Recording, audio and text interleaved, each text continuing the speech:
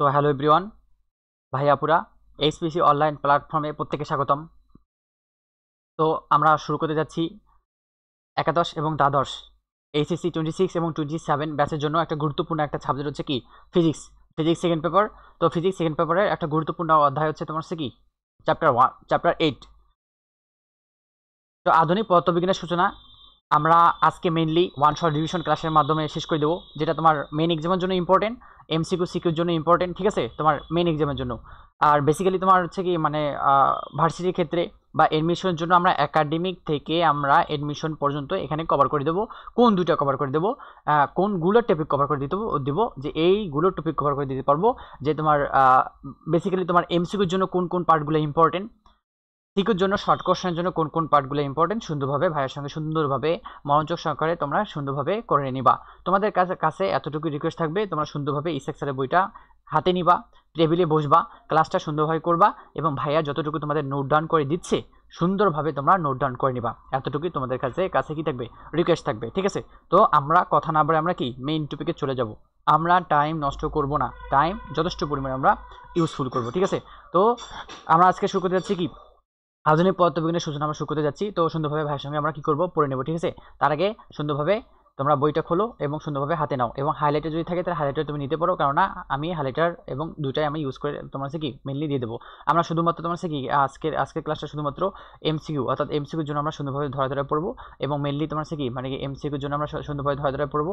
Mainly তোমার সিকিউতে তোমার short কোশ্চেনের জন্য আমরা সুন্দরভাবে কভার করে দেবো, ঠিক আছে না। ওয়ান শট রিভিশন ক্লাসের মাধ্যমে আমরা কি করবো, শেষ করে দেবো। বিশেষ ক্ষেত্রে তোমার এই ক্লাসটা তোমার কি মেডিকেলের জন্য অনেক হেল্পফুল হইতে যাচ্ছে, ঠিক আছে না। মেডিকেলের জন্য একদম সুন্দরভাবে তুমি এখানে যদি তুমি দাগাই নাও তাহলে মেডিকেলের জন্য তোমার অনেক অনেক একদম ফুললি কভার হয়ে যাবে, ঠিক আছে। তো ভাইয়ের প্রতি ট্রাস্ট রাখো, ভাইয়ের প্রতি ভাইয়া যথেষ্ট পরিমাণে তোমার কি মানে অর্থাৎ তোমার শেষ করে দিবে। তো আমরা শুরু করতে যাচ্ছি, আমরা শুরু করে নেই যে আমরা আধুনিক পদার্থবিজ্ঞানের সূচনা আমরা কি শুরু করব।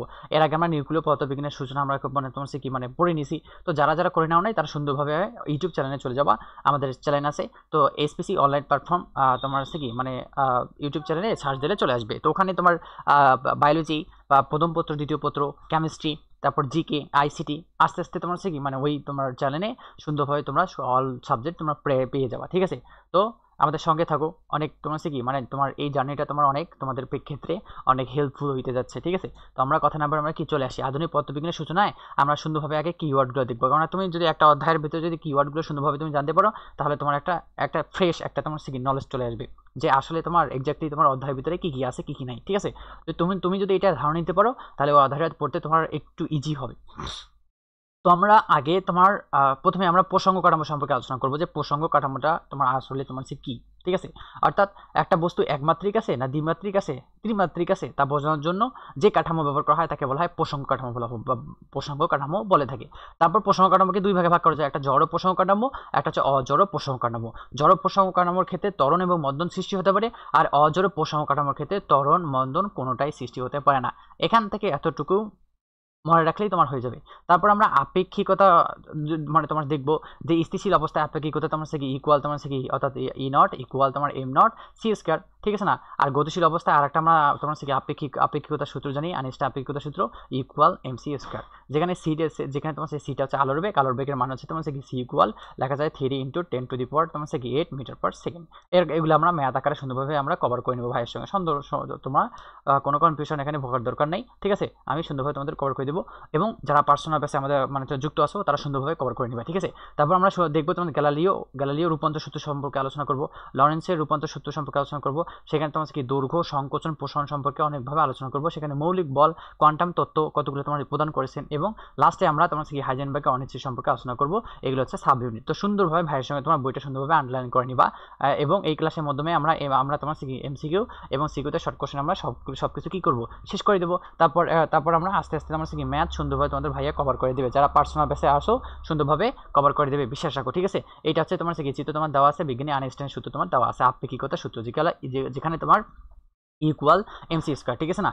চলে আসি যে আর যদি বিশ্বের যে কোনো দেশের বিজ্ঞান মনস্ক কোনো ব্যক্তিকে জিজ্ঞেস করা হতো যে 20 শতাব্দীর সবচেয়ে বিখ্যাত বিজ্ঞানীকে, তাহলে অবশ্যই সেটা আনসার হবে আলবার্ট আইনস্টাইন। কারণ আইনস্টাইনের সূত্রের উপর ডিপেন্ড করে তোমার থেকে সব সূত্র প্রতিষ্ঠিত হয়েছে। যেকালে আইনস্টাইন সূত্র লেখা যায় ইকুয়াল তোমার কি লেখা যায় ভাইয়া পুরা বলো তো, আমার সঙ্গে বলবা, আমার সাথে রেসপন্স করবা, তোমার সে পড়াটা ইজিলি এখানে তোমার কভার হয়ে যাবে।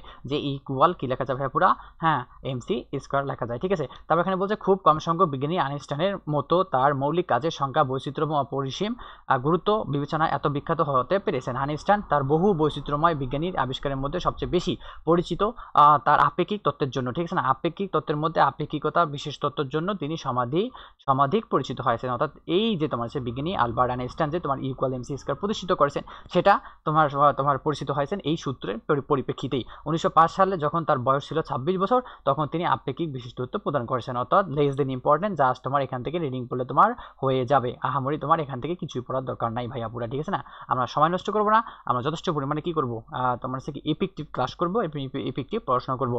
অর্থাৎ তারপরে এখানে বলছে আমাদের মৌলিক চিন্তা চেতনা এবং বিশ্বাসের অনেক কিছুই পরিবর্তন সাধন করেছে কি আপেক্ষিক বিশেষ তত্ত্ব, ঠিক আছে না। তারপর আমরা তোমার কি এখানে তোমার কি কাল, দৈর্ঘ্য এবং স্থান তোমার সম্পর্কে আমরা জানবো, সেটা তোমার কখনোই নিরপেক্ষ হতে পারে না। এগুলো হচ্ছে অবশ্যই পরিবর্তনশীল, সময়টা পরিবর্তনশীল, ঠিক আছে না। তুমি 20 সেকেন্ড কখনোই তুমি ঘড়িকে থামায় রাখতে পারবা না। 20 সেকেন্ডের পর 21 সেকেন্ড আসবে, 21 সেকেন্ড পর 22, 23, 24 কন্টিনিউয়াসলি এটা চলতেই থাকবে। তো তোমার সাধ্য নেই যে তোমার এটাকে তুমি পরিবর্তনশীল তুমি করতে পারবা না, অবশ্যই পরিবর্তন হবে। স্থানও পরিবর্তন হবে, কাল হচ্ছে সময়ও পরিবর্তন হবে, এবং দৈর্ঘ্য তোমার পরিবর্তন করতে পারবা। এটা চিরস্থায়ীও নয়, এটা সবসময় কি পরিবর্তনশীল। তারপর এখানে বলছে চিরতর বলবিজ্ঞান, ক্লাসিক্যাল মেকানিক্স, ভর এবং শক্তির স্বাধীনতা হলেও আপেক্ষিকতার বিশেষ তত্ত্ব অনুসারে দেখা যায় এরা সমতুল্য। এই তত্ত্ব থেকে দেখা যায় যে ভর সম্পূর্ণ কোনো বস্তুই আলোর বেগ বা তার বেশি বেগে চলতে পারে না। তাই যতই বলে বস্তুর উপর প্রয়োগ করা হোক না কেন, তা সবসময় কি থাকবে, তা সবসময় তোমার কি আপেক্ষিকতায় বিরাজ করবে থাকবে। তো আমরা এই পেজের মধ্যে অ্যাট ফার্স্ট আমরা যতটুকুই পড়লাম না কেন ভাইয়া পুরা, তো সুন্দরভাবে তোমরা রিডিং দিবা। আহামরি এখান থেকে তোমার কিচ্ছুই আসবে না, জাস্ট উড়াধুরা তোমরা কি দিবা, উড়াধুরা রিডিং দিলেই তোমার এখান থেকে হয়ে যাবে। That will be more than enough for এমসিকিউর জন্য, ঠিক আছে। তারপর আমরা চলে আসি এখানে কি বলছে, আধুনিক পদার্থবিজ্ঞানের ধারণা সম্পর্কে আমরা এখন ঢুকে পড়বো। আমরা মেইন টপিকটা এখন কি করব, কভার করে নেব। যেখানে বলছে আলোর প্রকৃতি সম্পর্কে বিভিন্ন সময় বিজ্ঞানীরা বিভিন্ন তত্ত্ব প্রদান করেছেন। 1675 খ্রিস্টাব্দে বিজ্ঞানী নিউটন আলোর কণিকা তত্ত্ব আবিষ্কার করেছেন। তাহলে এখান থেকে তোমার এভাবে তোমার সালটা মুখস্থ করতে হবে মেডিকেলের জন্য, যে তোমার আলোর কণিকা তত্ত্ব আবিষ্কার করা হয় কত সালে। আলোর কণিকা তত্ত্ব আবিষ্কার করা হয় তোমার হচ্ছে কি 1675 সালে। তাহলে 1600 অর্থাৎ 1675 সালে প্রতিষ্ঠিত করা হয়। আর 1678 খ্রিস্টাব্দে বিজ্ঞানী হাইগেন আলোর তরঙ্গ তত্ত্ব তোমার কি আবিষ্কার করেছেন। তাহলে আলোর তরঙ্গ তত্ত্ব আবিষ্কার করেছেন কোন বিজ্ঞানী হাইগেন। সালটা আমরা এখান থেকে মুখস্থ করব না, অত ইম্পর্টেন্ট না। 1866 খ্রিস্টাব্দে ক্লক ম্যাক্সওয়েল তার আলোর তড়িৎ চুম্বকীয় তরঙ্গ প্রদান করেন। তাহলে তোমার কি আলোর তড়িৎ চুম্বকীয় তত্ত্ব প্রদান করেছেন কোন বিজ্ঞানী, ক্লক ম্যাক্সওয়েল। সালটা এখান থেকে মুখস্থ করবা না। তারপর এখানে বলছে 1887 খ্রিস্টাব্দে জার্মান বিজ্ঞানী হেনরি হার্টস পরীক্ষামূলকভাবে তড়িৎ চুম্বকীয় তত্ত্ব প্রতিষ্ঠা করেন। তাহলে যদি কোশ্চেন যদি এমসিকিউতে চলে আসে যে পরীক্ষামূলকভাবে তড়িৎ চুম্বকীয় তত্ত্ব সুপ্রতিষ্ঠিত করেছেন কোন বিজ্ঞানী তোমার হেনরিক হার্টস। তাহলে এখান থেকে এগুলা তোমার কি এমসিকিউর জন্য একদম তোমার 5 স্টার ইম্পর্টেন্ট টপিক। মেডিকেলের জন্য তো তোমার মাস্ট পড়তে হবে, ঠিক আছে না, মাস্ট এগুলা পড়তে হবে। তাহলে এখান থেকে আমরা সুন্দরভাবে ভাইয়ের সঙ্গে কি করব, দাগাই নেব।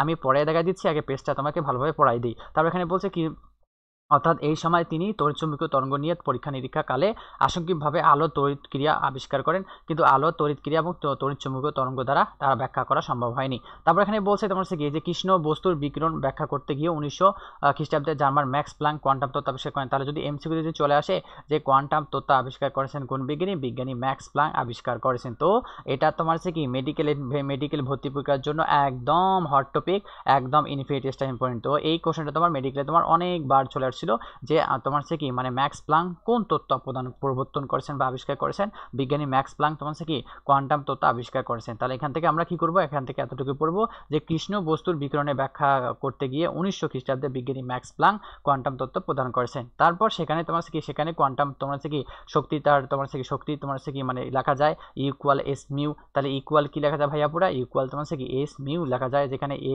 ভি মিউ হচ্ছে কম্পাঙ্ক এবং এইচ হচ্ছে প্ল্যাঙ্কের ধ্রুবকের মান, ঠিক আছে না। এই প্লাঙ্কের ধ্রুবক আমরা তোমার থেকে আদর্শ গতিবিদ্যা অধ্যায় পড়ছিলাম, এখানেও সুন্দরভাবে পড়ে নিলাম, ঠিক আছে না।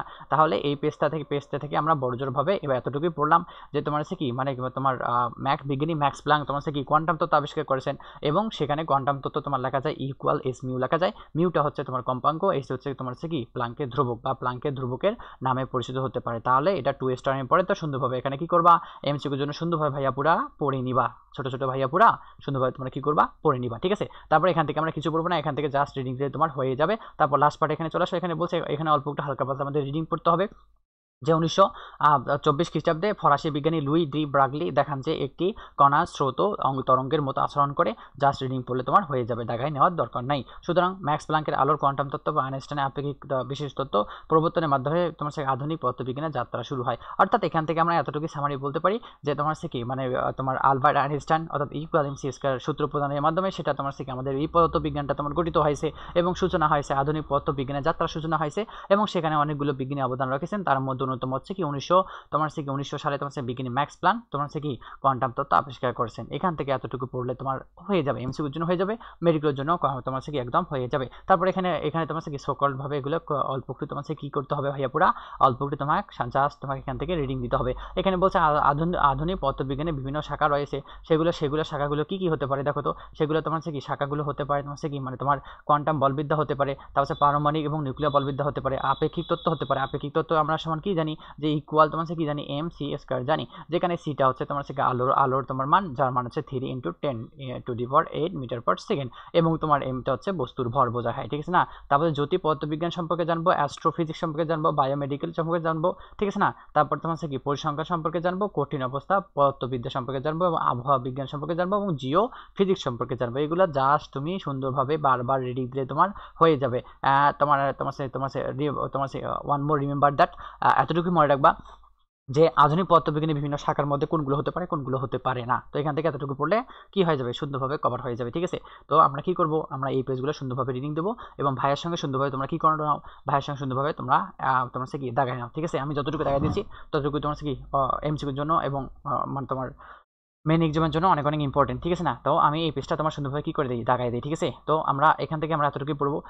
তোমার এগুলো বেসিক্যালি তোমার দাগাই দেওয়া আছে, তো দাগাই দেওয়ার কোনো প্রশ্নই আসে না। তাও যদি চাও তাহলে আমি দাগাই দিচ্ছি, তাহলে আমি আরেকবার রিভিশন দিয়ে দিচ্ছি। শোনো, যেখানে তোমার কি তোমার এখান থেকে এতটুকু পড়তে হবে 1665 খ্রিস্টাব্দে তোমার বিজ্ঞানী নিউটন তোমার কি আলোর কণিকা তত্ত্ব প্রদান করেছেন, শেষ।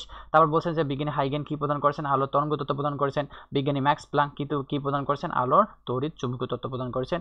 এবং বলছে যে হেনরি হার্স তোমার কি পরীক্ষামূলকভাবে তড়িৎ চুম্বকীয় তত্ত্ব সুপ্রতিষ্ঠিত করেছেন। এখান থেকে এতটুকু পড়লে হয়ে যাবে। তারপর চলে আসি যে কৃষ্ণ বস্তুর বিকিরণ ব্যাখ্যা করতে গিয়ে 1900 খ্রিস্টাব্দে তোমার বিজ্ঞানী ম্যাক্স প্লাঙ্ক তোমার কি আবিষ্কার করেছেন, বিজ্ঞানী ম্যাক্স প্লাঙ্ক কি বলছেন ভাইয়া পুরা, বিজ্ঞানী ম্যাক্স প্লাঙ্ক তোমার কি কোয়ান্টাম তত্ত্ব আবিষ্কার করেছেন। তাহলে এখান থেকে এতটুকু সুন্দরভাবে আমরা কি করবো, মুখস্থ করে নেব।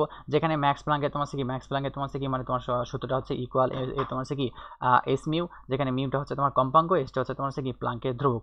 আর এখান থেকে যদি পারো তাহলে রিডিং দিলে তোমার হয়ে যাবে। তারপর আমরা নেক্সট পেজে চলে যাই। নেক্সট পেজ থেকে তোমার কিচ্ছু পড়ার দরকার নেই, জাস্ট এখান থেকে তোমার কি রিডিং দিলে হয়ে যাবে। ভাইয়া যখন তোমাদের ম্যাথ সলিউশন করে দেবে তখন সুন্দরভাবে বেসিক A to Z তোমাকে সুন্দরভাবে সলিউশন করে দেবে। তো তোমাকে এখানে চাপ নেওয়ার দরকার নাই। তো আমরা এতটুকুই বলতে পারি যে এখানে আমাদের কাছে তোমার থেকে যদি সুন্দরভাবে পড়াশোনা করো এখানে কোনো চাপ থাকবে না। তো আমরা সুন্দরভাবে পড়াই দেবো এবং সুন্দরভাবে তোমরা বিশ্বাস করতে পারো, ঠিক আছে। তারপর আমরা চলে আসি যে মাইকেলসন মৌলিক পরীক্ষা আমরা এখন সুন্দরভাবে পড়বো। এটা তোমার হচ্ছে কি মেইনলি তোমার এমসিকিউর জন্য, ম্যাথের জন্য অনেক অনেক ইম্পর্টেন্ট টপিক। তোমার বোর্ড কোশ্চেন অ্যানালাইসিস করলে তুমি দেখতে পারবা। তো এটা অল্প একটু আমাদের কি করতে হবে, সুন্দরভাবে পড়তে হবে। তো চলো আমরা কি পড়ে নিই। এখানে বলছে তোমার হচ্ছে কি তোমার এগুলো তোমার সুন্দরভাবে পড়ে নেবে, ইতিহাসগুলো তোমার সুন্দরভাবে পড়ে নেবে, তাই কনসেপ্ট তোমার বিল্ড আপ হয়ে যাবে।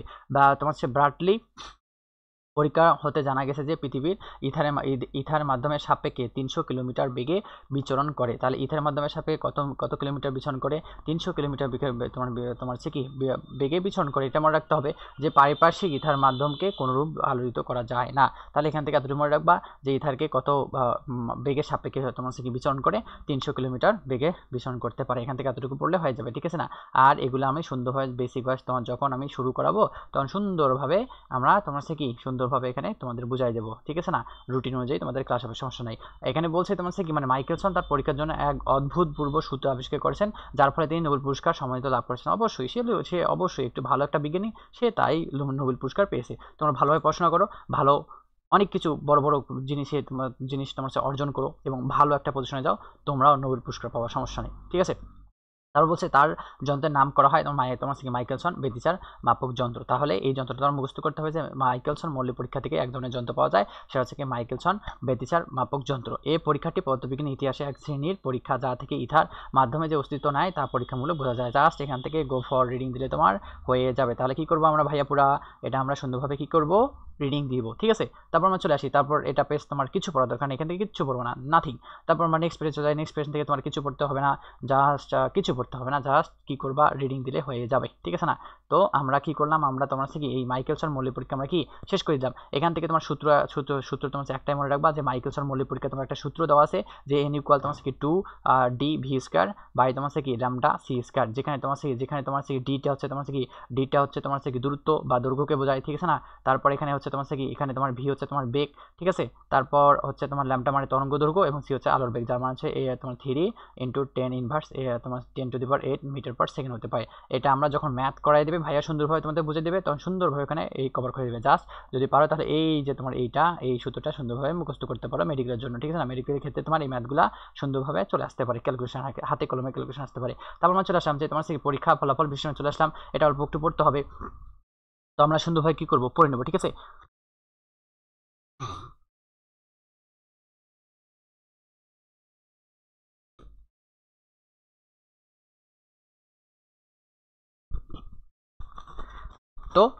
তো ভাইয়া যতটুকু বলছে ততটুকু আমরা কি করব, সুন্দরভাবে আমরা কি করব, কভার আপ করে নেব, ঠিক আছে।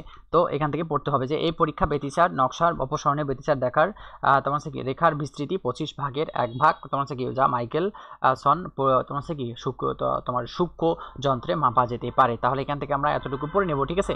তারপর চলো, যেখানে বলছে আইনস্টাইন তার দ্বিতীয় স্বীকার্য বলেছিলেন যে শূন্য আলোর বেগের বিশ্বজনীন ধারক। জাস্ট এটা তোমার রিডিং দিলে হয়ে যাবে, এখান থেকে কিছু বলবো না, জাস্ট এখান থেকে এতটুকু পড়তে হবে যে তোমার এখান থেকে পড়তে হবে যে বিজ্ঞানী মাইকেলসন এবং বিজ্ঞানী মল্লির ইথারে অস্তিত্ব প্রমাণের জন্য পরীক্ষা সম্পাদন করে এবং তাদের পরীক্ষা হতে নিম্নলিখিত সিদ্ধান্ত আসা যায়। কোন কোন সিদ্ধান্ত আসা যায়, একটা হচ্ছে ইথার বলতে মহাবিশ্বে কিছু নেই, এটা তোমাকে পড়তে হবে।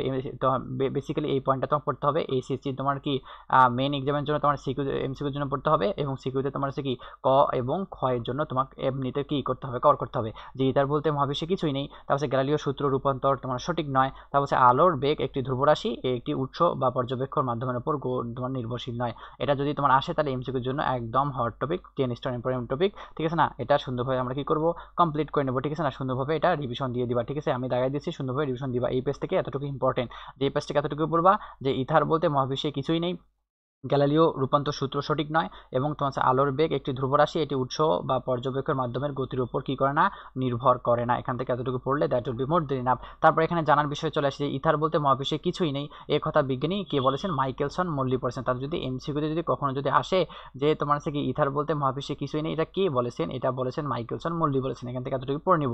তারপর আইনস্টাইনের আপেক্ষিক তত্ত্ব আমরা পড়বো, অর্থাৎ এখান থেকে আমরা মেইন পয়েন্টগুলো সুন্দরভাবে পড়বো যে তোমার হচ্ছে কি মানে এখানে বলছে কোনো কিছুই সাপেক্ষ যা পরিবর্তনশীল নয়।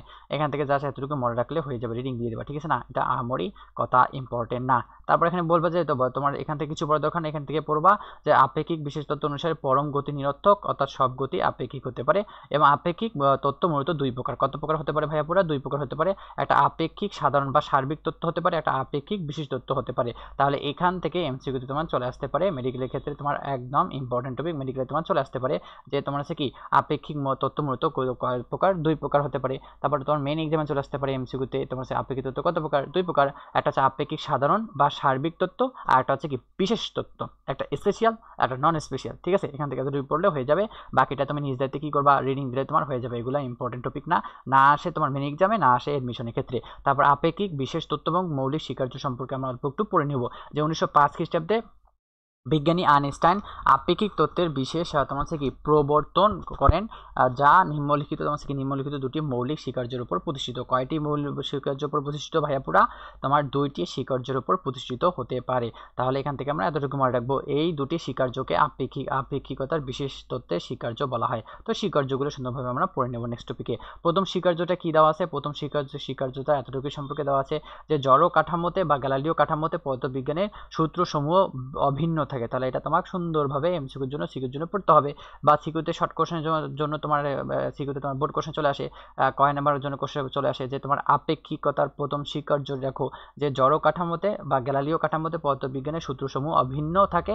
অন্য কথায় বলা যায় যে পরস্পরের সাথে সমবেগে ধাবমান সকল প্রসঙ্গ কাঠামোতে পদার্থবিজ্ঞানের সূত্রগুলো একই রূপে সমীকরণ দ্বারা প্রকাশ করা যেতে পারে। তাহলে এই পয়েন্টটা আমরা সুন্দরভাবে কি করব, মুখস্থ করব। এমসিকিউতে নর্মালভাবে আসে না, যদি সিকিউতে আসে তাহলে কি করবা বলো তো দেখি? অবশ্যই পড়তে হবে, কেননা আমাদের পড়তে হবে, কেননা তোমার এক্সাম সিস্টেম তারপর মানে ডে বাই ডে অল্প একটু তোমার হচ্ছে কি উন্নত হচ্ছে, তো আমাদের আগের ভরসায় থাকা যাবে না, আমরা অ্যাডভান্স কিছু পরে রাখিয়ে দেবো, ঠিক আছে? তো এখান থেকে এতটুকু তোমার কি করতে হবে, মুখস্থ করতে হবে যে প্রথম স্বীকার্যগুলো উল্লেখ করো। তাহলে এই পুরো পার্টটাই মুখস্থ করবা এবং সুন্দরভাবে নো চাপ ডু ফুর্তিতে সুন্দরভাবে এক্সাম দিয়ে দিবা, ঠিক আছে? তা উদাহরণটা তুমি নিজ দায়িত্বে ভাইয়া পুরা পড়ে দিবা, আমি আর পড়াই দিচ্ছি না। তারপর উদাহরণ তুমি এখান থেকে এতটুকু মনে রাখতে পারো যে গতিসম্পন্ন কোনো ট্রেন যাত্রী কামরায় ভেতরে কোনো পরীক্ষালব্ধ সাহায্যে প্রমাণ করতে পারবে কিনা স্থির ট্রেনটি স্থির আছে না চলছে। পদার্থবিজ্ঞানের সকল পরীক্ষার ফল ট্রেন স্থির থাকলেও যা হবে, সমবেগে চললেও তা হবে। Just go for reading. দ্বিতীয় স্বীকার্য এখন আমরা কি করব, চলে যাব, ঠিক আছে না? দ্বিতীয় স্বীকার্য তোমার এতটুকুই বলছে যে শূন্য স্থানে কোনো পর্যবেক্ষকের নিকট বা তোমার আলোকের বেগ সর্বদা একই থাকে। তাহলে কি আলোর বেগ কি থাকে, সর্বদা একই থাকে। তাহলে এটাও মুখস্থ করতে হবে যে এ বেগ আলোর প্রবাহের দিক, উৎস এবং পর্যবেক্ষকের আপেক্ষিক তোমার কি বেগের উপর নির্ভর করে না। তাহলে তোমার দ্বিতীয় স্বীকার্যগুলো তোমার কিসের উপর নির্ভর করে না? এখানে বলে দিছে যে তোমার কি দিক, উৎস এবং পর্যবেক্ষকের আপেক্ষিক বেগের উপর নির্ভর করে না। জাস্ট এখান থেকে আমরা কি করব, পড়ে নেব, ঠিক আছে? আমি দাগাই দিচ্ছি, সমস্যা নেই। এখান থেকে এতটুকু পড়ে নেবা যে শূন্য স্থানে কোনো পর্যবেক্ষকের নিকট আলোকের বেগ সর্বদা একই থাকে। এ বেগ তোমার কি বলছে, এ বেগ আলোর প্রবাহের দিক, তারপর বলছে পর্যবেক্ষকের আপেক্ষিক বেগের উপর নির্ভর করে না। তাহলে এখান থেকে আমরা এতটুকু সুন্দরভাবে আমরা পড়ে নেব। তারপর আমরা নেক্সট আমরা পেজে চলে যাব, ঠিক আছে? নেক্সট পেজে তোমার কি বলছে, ব্যাখ্যাটা সুন্দরভাবে এখান থেকে পড়ে নিবা। রিডিং পড়লে তুমি নিজেই বুঝতে পারবা ভাইয়া পুরা। তো আমরা কি করব, রিডিং পড়ে নেব, ঠিক আছে? গ্যালিলিও রূপান্তর সূত্রে আমরা চলে আসবো। যে গ্যালিলিও রূপান্তর থেকে তোমার এখান থেকে মনে রাখবা যে যদি দুটি কাঠামোতে অভ্যন্তরীণ কাঠামো হয় তবে গ্যালিলিও রূপান্তর সূত্র বলা হয়। এখান থেকে আমরা কি করব, এখান থেকে যদি পারো তাহলে এখান থেকে রিডিং দিবা এবং তুমি তোমার রয়্যাল যদি তোমার সুন্দরভাবে যদি গাইড থাকে বা যে কোনো যদি গাইড থাকে তাহলে সেখান থেকে তুমি শর্ট কোশ্চেন ওখানে সুন্দরভাবে বোর্ড কোশ্চেন দেওয়া আছে, তো শর্ট কোশ্চেনগুলো ওখান থেকে ক এবং তোমার কি খটা সুন্দরভাবে দেখে নিলে হবে এই টাইপের, ঠিক আছে? এখান থেকে আমরা কিচ্ছুই পড়বো না, ঠিক আছে না? এখানে আমরা কিছুই পড়বো না, জাস্ট এই পেজটা সুন্দরভাবে গো ফর রিডিং দিলে আমাদের হয়ে যাবে। তো আমরা কি দেবো, রিডিং দেবো। গ্যালিলিও সূত্রের সীমাবদ্ধতা কিছুই পড়বো না, জাস্ট এই পার্টটা থেকে আমরা কি দেবো, রিডিং দেবো। এটা আমরা সুন্দরভাবে কি করবো, স্কিপ করবো। আর হ্যাঁ, অনেক ইম্পর্টেন্ট একটা কথা হচ্ছে যে তো আমি এখানে বলে যাচ্ছি যে তোমরা সুন্দরভাবে রিডিং দিবা, অবশ্যই মাস্ট রিডিং দিতে হবে। টপিকটা বোঝার ক্ষেত্রে অবশ্যই তোমার মাস্ট রিডিং দিতে হবে। তো ভাইয়ের কোনটা শুনবা, ভাইয়ের কথা না শুনলে কিন্তু তুমি কনসেপ্ট ক্লিয়ার করতে পারবে না। পরবর্তীতে তোমার কি নেক্সট টপিক তোমার কনসেপ্ট ক্লিয়ার না হলে নেক্সট টপিকে তোমার প্রবলেম হয়ে যাবে। তো সুন্দরভাবে কি করবো, আমরা রিডিং দিয়ে দেবো, ঠিক আছে না? টাইম করে তোমরা রিডিং দিয়ে দিবা। তারপর লরেন্সের রূপান্তর সূত্র অল্প একটু আমাদের কি করতে হবে, হালকা পাতলা পড়তে হবে। যে রূপান্তর সূত্র প্রয়োগের বিভিন্ন বৈদ্যুতিক সমীকরণ এক জড় কাঠামো থেকে অন্য জড় কাঠামোতে নিলে অভিন্ন রূপে প্রকাশিত হয়, যা লরেঞ্জের রূপান্তর সূত্র নামে পরিচিত। তাহলে এটা সুন্দরভাবে তো মুখস্থ করতে হবে। সিকিউর জন্য শর্ট কোশ্চেনের জন্য মুখস্থ করতে হবে। সিকিউতে যদি আসে তাহলে এভাবে আসবে যে লরেঞ্জের রূপান্তর সূত্রটা একদম ব্যাখ্যা করো। তাহলে তোমার এভাবে কি করতে হবে, পড়তে হবে। যে আমরা দেখাই নেই যে রূপান্তর সূত্র প্রয়োগে বিদ্যুৎ চুম্বকীয় তরঙ্গ সমীকরণ এক তোমার হচ্ছে কি জড় কাঠামো অন্য যে এক জড় কাঠামো অন্য কাঠামো তে নিলে অভিন্ন রূপে প্রকাশিত হয় তা লরেঞ্জের রূপান্তর সূত্র নামে পরিচিত। এখান থেকে এতটুকু আমরা কি করবো, মুখস্থ করে নেব। লরেঞ্জের রূপান্তর সূত্র বা সমীকরণ দুটি স্বীকার্য রয়েছে। তাহলে কয়টি স্বীকার্য রয়েছে ভাইয়া বুড়া, দুইটি স্বীকার্য রয়েছে। এটা ট্রু ফলস আসতে পারে, এমসিকিউতে ক্ষেত্রে আসতে পারে। তো সুন্দরভাবে মুখস্থ করে নিবা যে প্রথম স্বীকার্য রয়েছে, দ্বিতীয় স্বীকার্য রয়েছে। যা স্বীকার্যগুলো তোমার নিজ দায়িত্বে সুন্দরভাবে রিডিং দিলেই হয়ে যাবে, কভার আপ হয়ে যাবে, ঠিক আছে? তারপর আমরা চলে আসি, এইগুলা তোমাদের সুন্দরভাবে আমি বুঝাই দেবো। এখান থেকে এতটুকু মুখস্থ করবা যে আলোর বেগ হচ্ছে তোমার কি আলোর বেগটা হচ্ছে তোমার 3 × 10⁸ মিটার পার সেকেন্ড স্কোয়ার, ঠিক আছে না? এটা টনটনা মুখস্থ করবা। টিটিএম মানে আমাদের ভাষায় টিটিএম মানে টনটনা মুখস্থ। তো যারা আমার সঙ্গে প্রতিনিয়ত পড়ে আসছো, ঠিক আছে না, পেইড বেসে পড়ে আসতেছো, তারা সুন্দরভাবে জানো যে টিটিএম মানে কি, নাইস টু নো মানে কি, ঠিক আছে না? এগুলো তোমরা জানো। তো এই তোমার এই পেজটা সুন্দরভাবে আমরা কি দেবো, সুন্দরভাবে নিজ দায়িত্বে আমরা রিডিং দিলেই হয়ে যাবে, ঠিক আছে? তো আমরা রিডিং দিব। তারপর নেক্সট পেজে চলে যাই। নেক্সট পেজ থেকে তোমার কিছু পড়া নাই, যখন তোমাদের ম্যাথ করাই দেবো সুন্দরভাবে তখন ম্যাথ করবা এবং এগুলো তখন তোমার পানি ভাত মনে হবে, ঠিক আছে? এখান থেকে কিছু পড়ার দরকার নেই। এখান থেকে আমরা কিচ্ছুই পড়বো না, মানে কিচ্ছু পড়বো না। এখান থেকে জাস্ট এই পয়েন্টটা তোমার সুন্দরভাবে রিডিং দিতে পারো। যেহেতু আমি দাগাই দিছি সেহেতু তুমি রিডিং দিতে পারো। যেখানে বলছে তোমার আপেক্ষিক বেগ আলোর বেগের মানের কাছাকাছি না হলে আপেক্ষিকতা বিশেষ তথ্য হতে প্রাপ্ত ফলাফল পরিমাপযোগ্য হবে না। অর্থাৎ সেক্ষেত্রে সনাতন তোমার ধারণা বলও থাকবে এবং যখন বস্তু দুটি আলোর দুটি কাছাকাছি তখন লরেন্সের রূপান্তর প্রয়োগ করা হয়। তো এখান থেকে আমরা কি করব, সুন্দরভাবে আমরা ভাইয়ের সঙ্গে কি করব, পড়ে নেব। ঠিক আছে, তো আমরা কি করব, আমরা সুন্দরভাবে পড়ে নেব। তারপর চলে আসি যে বিপরীত লরেন্সের রূপান্তর সূত্র। এখান থেকে আমরা কি করব, এখান থেকে কিচ্ছু পড়বো না, এখান থেকে আমরা কিচ্ছু পড়বো না। যখন আমরা ম্যাথ দেখবো তখন সুন্দরভাবে ভাইয়ের সঙ্গে কভার করে নিলেই কমপ্লিট হয়ে যাবে। আপেক্ষিকতার তথ্য অনুসারে পোষণ কিছুই পড়বো না, এখান থেকে আমরা কিছুই পড়বো না, জাস্ট রিডিং দিলে হয়ে যাবে। আমি বেসিক সহকারে তোমাদের ম্যাথ ক্লাসে আমি তো সুন্দরভাবে বুঝাই দেবো, সমস্যা নেই। তারপর চলে আসো, তারপর এখানে আমরা কিছু পড়বো না, এগুলো পিছু পড়বো না, এগুলো স্কিপ করে চলে যাবো। এখান থেকে এতটুকু মনে রাখবো যে তোমার স্থির অবস্থায় তোমার কি তোমার সূত্রটা হচ্ছে তোমার এল নট ইকুয়াল এল হতে পারে, ঠিক আছে না। অর্থাৎ তোমার স্থির অবস্থায় যদি তোমার কখনো যদি বের করে যে স্থির অবস্থায় সময় দেওয়া আছে, গতিশীল অবস্থায় সময় বের করো, তাহলে এই সূত্রটা তুমি সবসময় অ্যাপ্লাই করবো যে এ টি ইকুয়াল তোমার কি টি নট তোমার কি by 1 minus V square by C square হতে পারে, বা এটাকে এভাবে লেখা যায় যে টি নট ইকুয়াল তোমার T 1 minus V square by C square. তো দুইটা সূত্র দুইটা ফর্মেটে মুখস্থ করলে তোমার হয়ে যাবে। আমি সুন্দরভাবে তোমাদের পড়ে দেবো, সমস্যা নেই। এখানে বলতে সিদ্ধান্ত আমরা অল্প একটু পড়তে যে গতিশীল অবস্থায় কোনো ঘড়ির নিশ্চল মানে তোমার কি একদম চলবে না অবস্থায় থাকা ঘড়ির চেয়ে ধীরে চলে, তাহলে এটা তোমার এমসিকিউতে চলে আসতে পারে যে গতিশীল অবস্থায় তোমার থাকা ঘড়ি তোমার নিশ্চল অবস্থায় থাকার চেয়ে কি ধীরে চলে না তোমার কি চলে দ্রুত চলে, তাহলে ধীরে চলতে পারে। অর্থাৎ গতিশীল অবস্থায় থাকা ঘড়ির সময় স্থির অবস্থায় থাকা ঘড়ির চেয়ে তোমার কত গুণ বৃদ্ধি পায়, এইটা গুণ বৃদ্ধি পায়। তো অর্থাৎ √1 minus V square by C square বৃদ্ধি পায়, যেখানে ভি হচ্ছে তোমার কি বেগ, সি হচ্ছে আলোর বেগ এবং 1টা এখানে তোমার বলছে ধ্রুবক, ঠিক আছে না। আপেক্ষিক তথ্য অনুসারে দৈর্ঘ্যের সংকোচন এখানে পড়ে নেব। এটা তোমার কি ডেন্টাল ভর্তি পরীক্ষা চলে আসছিল, তো এই সংখ্যাটা পুরোটাই উঠাই দিয়ে বলছিল যে এটা তোমার নিচের কোন সংখ্যার ক্ষেত্রে প্রযোজ্য হতে পারে। তাহলে এটা আমরা সুন্দরভাবে কি করবো, মুখস্থ করে নেব। এটা আসলে তোমার ইনফিনিটি স্টার ইম্পর্টেন্ট, ঠিক আছে না, বিশেষ ক্ষেত্রে মেডিকেলের জন্য এবং তোমার ডেন্টালের জন্য, যে পর্যবেক্ষকের সাপেক্ষে কোনো বস্তুর গতিশীল অবস্থার দৈর্ঘ্য বস্তুর স্থির অবস্থার দৈর্ঘ্যের চেয়ে ছোট হয় এবং এই প্রবাহকে দৈর্ঘ্যের সংকোচন বলা হয়। তাহলে এখান থেকে আমরা কি করবো, মুখস্থ করে নেব। তারপর এখান থেকে আমরা সুন্দরভাবে কি করব, এখান থেকে সুন্দরভাবে এই তোমার থেকে এই পয়েন্টগুলো তোমার সুন্দরভাবে এখানে রিডিং দিলে তোমার হয়ে যাবে, ঠিক আছে। এখান থেকে আমরা কিছু মুখস্থ করব না। অর্থাৎ যদি দৈর্ঘ্য যদি নেই তাহলে স্থির অবস্থার ক্ষেত্রে তোমার কি স্থির অবস্থার ক্ষেত্রে তোমার এই সূত্রটা প্রয়োগ হবে যে এল নট ইকুয়াল তোমার কি 1 minus V square by C square হতে পারে, বা এটাকে এভাবে লেখা যায় যে এল নট ইকুয়াল কি লেখা যায় যে এল তোমার কি 1 বাই না অর্থাৎ L by √1 minus V square by C square এভাবে লেখা যেতে পারে। তো এটা এই পার্টটা আমরা কি করবো, সুন্দরভাবে কভার করে নেব। আর এই সূত্রটা সুন্দরভাবে মুখস্থ করবা, যখন আমি ম্যাথ করাই দেবো সুন্দরভাবে তখন ম্যাথে তোমাদের সলিউশন করে দেবো এবং তোমরা টাইপ ওয়াস ম্যাথ সলিউশনও ক্লাস আমরা সুন্দরভাবে করব এবং এমনভাবে এই ক্লাসগুলো আমরা তোমার কি করাই দেবো সুন্দরভাবে, তোমার একদম পারফেক্টলি একদম তুমি সিলেবাস শেষ করতে পারবা এবং কনফিডেন্স সহকারে তুমি এক্সামে বসতে পারবা, সমস্যা নেই। তো এখান থেকে আমরা এতটুকুই পড়বো যে তোমার কি তোমার এই 1 minus V square by C square এই সূত্রের ক্ষেত্রে অল্প একটু আসতে পারে, ঠিক আছে না। এটা তোমার বিশেষ ক্ষেত্রে আছে, এগুলো আমরা ম্যাথ আমরা আর একটা ওয়ান শট ক্লাস নেব, ঠিক আছে না। বিশেষ করে ম্যাথের ক্ষেত্রে আমরা আরেকবার ওয়ান শট ক্লাস নেব। তো সেই ওয়ান শট ক্লাসে তোমার মেডিকেলের জন্য, ভার্সিটির জন্য, তোমার মেইন এক্সামের জন্য কোনগুলো তোমার একদম তোমার কি হট টপিক, ঠিক আছে না, আসতে পারে। তো সুন্দরভাবে আমি তোমাদের বুঝাই দেবো এবং পড়াই দেবো। তো আমরা সুন্দরভাবে আগে এরিয়া মার্কিং করে নিই, ঠিক আছে, এরিয়া মার্কিং করবো আমরা সুন্দরভাবে, ঠিক আছে। তারপর আমরা চলে যাই নেক্সট টপিকে চলে যাই। নেক্সট টপিক তোমার কি দেওয়া আছে, এখানে দেওয়া আছে ভর বৃদ্ধি বা আপেক্ষিক তত্ত্ব অনুসারে আছে। তো এটা তোমার ডেন্টাল ভর্তি পরীক্ষা 2021 থেকে 22 চলে আসছিল। কি বলছে এখানে দেখো, নিউটনের এখানে বলছে, দেখো নিউটনের এখানে বলছে নিউটনের বলবিদ্যা আমরা জেনেছি যে বস্তুর ভর ধ্রুব রাশি, অর্থাৎ স্থানকাল গতি পরিবর্তনের উপর নির্ভরশীল নয়। এটা অবশ্যই কি স্থানকাল তোমার স্থান তারপর কাল গতির উপর পরিবর্তনশীল নয়, কারণ এরা অনিবার্য পরিবর্তন হচ্ছে। অর্থাৎ তোমার কিন্তু আইনস্টাইন আপেক্ষিক তত্ত্বের মতে দৈর্ঘ্য এবং সময়ের মতো বস্তুর ভর গতিশীলতার উপর নির্ভরশীল, যেখানে তোমার আপেক্ষিক তত্ত্ব অনুসারে বেগের ভর তোমার কি ভর বৃদ্ধি পায়, এই ঘটনাকে বলা হয় আপেক্ষিক তত্ত্ব বলা হয়। তাহলে এটা কি করবো, এটা ইনফিনিটি ইম্পর্টেন্ট। তো সুন্দরভাবে এখান থেকে আমরা এতটুকু মুখস্থ করে নেব, ঠিক আছে। আর বাকি পার্টগুলো কি দেবো, বাকি পার্টগুলো সুন্দরভাবে তোমরা নিজ দায়িত্বে সুন্দরভাবে কি করবা, রিডিং দিলে হয়ে যাবে। তো এইগুলো আমরা কি করব, সুন্দরভাবে আমরা রিডিং দিয়ে দিব, ঠিক আছে। তো আমি যখন ম্যাথ করে দেবো তখন বেসিক সব কমপ্লিট করে দেবো। এখান থেকে এতটুকু মনে রাখবা যে এম যদি আসে, এম স্থির বস্তুর ক্ষেত্রে বা সচল বস্তুর ক্ষেত্রে যদি সূত্রটা দাঁড়ায় যে তোমার এম তোমার ইকুয়াল এম নট তোমার by √1 minus V square by C square হতে পারে, বা এটাকে এভাবে লেখা যায় যে এম নট সমান লেখা যায় তোমার কি এম তোমার √1 minus V square by C square হতে পারে। তো এই দুইটা পয়েন্ট মুখস্থ করলে হয়ে যাবে। আমরা যখন ম্যাথ করবো তখন সুন্দরভাবে পড়ে নেব, ঠিক আছে না।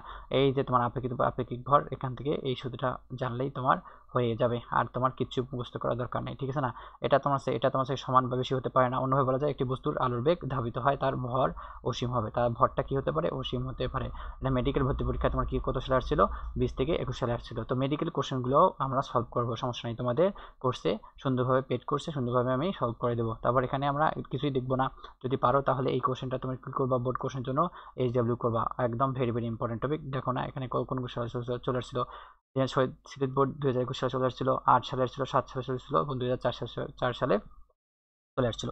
তো ভাইয়া যখন তোমাদের MCQ সিকিউ এবং তোমার কি মেইন বোর্ড কোশ্চেনের জন্য তোমার কি সলভ করে দেবে, তো সুন্দরভাবে ওই ক্লাসে তোমাদের সব থাকবে, অর্থাৎ A to Z তোমাদের কোর্সে তোমাদের থাকবে, সমস্যা নেই। তাহলে ভর শক্তির তোমার কি ভর শক্তি সম্পর্কে চলে আসো, যে তোমার কি ভর শক্তি সম্পর্কে অল্প একটু পড়তে হবে, কিছু পড়বো না, এখানে জাস্ট রিডিং দিয়ে দিবা। এটা আহামরি ইম্পর্টেন্ট না, তো আমরা কি পড়বো না, সময় নষ্ট করবো না। টাইমটা আমাদের পক্ষে অনেক অনেক ইম্পর্টেন্ট। তোমার কাছে সবচেয়ে মূল্যবান জিনিস হচ্ছে টাইম, তো টাইম আমরা নষ্ট করবো না, ঠিক আছে।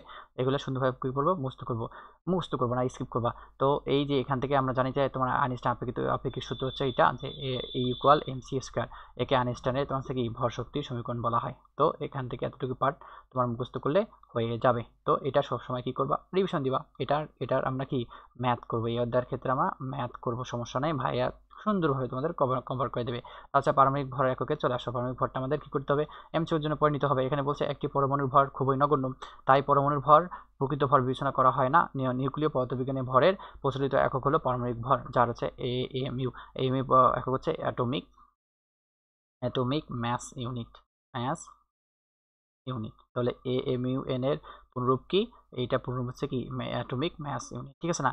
1960 সালে কার্বন 6 এবং 12 মৌলকে প্রমাণ মৌল ধরে সাহায্যে অন্য সকল মৌলে ভর নির্ণয় করা হয়। এক পারমাণবিক ভর সমান তোমার কি কত কিছু হতে পারে, এটা টনটনা মুখস্থ করবা। এটা তোমার কি একদম টনটনা মুখস্থ করবা, যেগুলো আমি টনটনা মুখস্থ করতে বলবো সেগুলো সুন্দরভাবে মুখস্থ করে নিবা, ঠিক আছে না। কেননা এগুলাই ঘুরে ফিরে তোমাদের MCQতে চলে আসে। যে তোমার মেইন পরীক্ষা দিয়ে দিবে যে 1 MU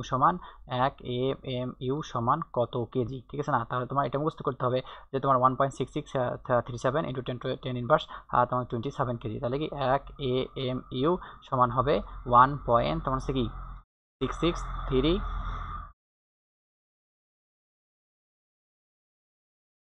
কেজি। তাহলে এখান থেকে এত পড়ে নেবো যে তোমার 1 MU সমতুল্য শক্তি কত হতে পারে, 933 মেগা ইলেকট্রন ভোল্ট হতে পারে, ঠিক আছে না। তাহলে 933 মেগা ইলেকট্রন ভোল্ট হতে পারে। এটা 5 স্টার ইম্পর্টেন্ট MCQর জন্য, তো এটা কুইক করে নেবা, কভার আপ করে নিবা। তারপর হচ্ছে ভর তোমার শক্তি সংরক্ষণ সূত্র আমরা পড়ে নেবো, যে ভর ও শক্তি যখন তোমার কি পারস্পরিক রূপান্তর ঘটে, তখন আলাদাভাবে ভরের সংরক্ষণ সূত্র, শক্তি সংরক্ষণ সূত্র প্রয়োগ করা যায় না, তখন ভর শক্তি সংরক্ষণ সূত্র প্রকাশ ঘটে থাকে। সংখ্যা হচ্ছে কি তোমার প্রকৃতিতে ভর শক্তির মোট পরিমাণ ধ্রুব থাকে, এদের মধ্যে বিভিন্ন ধরনের রূপান্তর সম্ভব, কিন্তু কখনো ভর শক্তি সৃষ্টি বা বিনাশ হয় না। শুধুমাত্র পরমাণুর অভ্যন্তরে ভর শক্তিতে রূপান্তর হতে পারে। বেশি শক্তি সম্পূর্ণ কয়েক মেগা ইলেকট্রন ভোল্ট, তারও বেশি হয়। তোমার গামা রশ্মি এখানে বলছে, তোমার দেখো এখানে কি বলছে, যে গামা রশ্মি ভর ভারী নিউক্লিয়াসের পাশ দিয়ে যাওয়ার সময় তা একটি ইলেকট্রন ও একটি পজিট্রন পরিণত হয়। এটি মানে শক্তি ভরের রূপান্তর একটি উদাহরণ। যা সেখান থেকে কিছু পড়বো না, যা সেখান থেকে আমরা সুন্দরভাবে কি করবো, রিডিং দিয়ে দেবো, ঠিক আছে না। এটা এখান থেকে রিডিং দিয়ে দিলেই হয়ে যাবে। তো ভাইয়া পুরা যেগুলো কথা বলতেছি সেগুলো তোমার কি করবা, আশা করবে শুনবা, ঠিক আছে, ভাইয়ের কথা শুনবা, ঠিক আছে। তারপর এখান থেকে কিছু পড়ার দরকার নেই। তারপর আমরা চলে আসি যে মৌলিক বল সম্পর্কে আলোচনা করব।